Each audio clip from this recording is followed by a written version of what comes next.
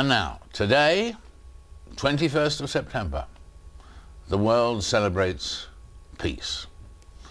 It's Peace One Day, the idea of a man who wanted to persuade the global community via the United Nations to officially establish an annual day of global ceasefire and non-violence.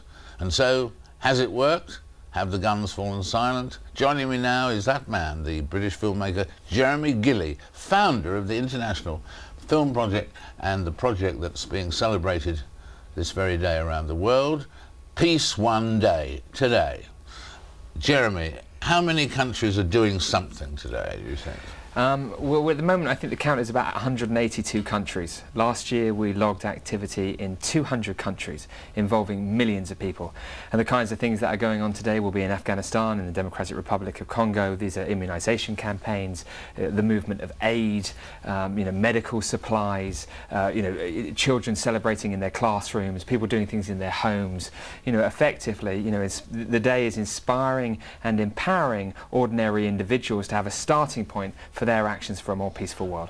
The only problem is the bit about the guns falling silent. That's the bit that you haven't managed yet.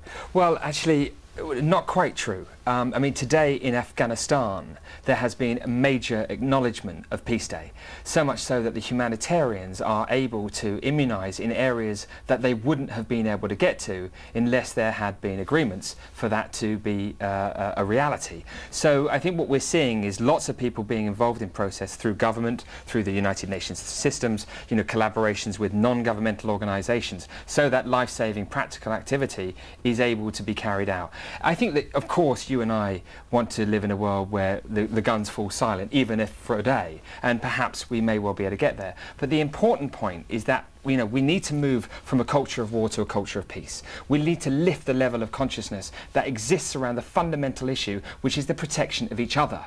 And I want to see that occur. We all do. And therefore, we need a starting point that is above politics, above religion. Doesn't matter what your colour, not more important than politics or religion. But we need a time for every individual on this planet to unite in a moment of intercultural cooperation.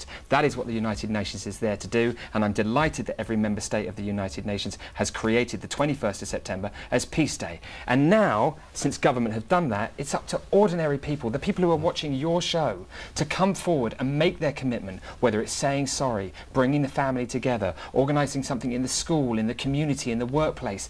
We need to unite, David, and I want to see that happen. And what I've seen, and I can tell you, is in the last few years, tremendous growth. We believe that from tonight to 2012, we can inform 3 billion people that Peace Day exists, and as a consequence of that, we're empowered, and as a consequence of that, lives are saved. Well, I think it's a magnificent effort you're doing. It'll be tough to get there, but we wish you well. Thank you, Mr. Frost. Brilliant. Thanks very much indeed.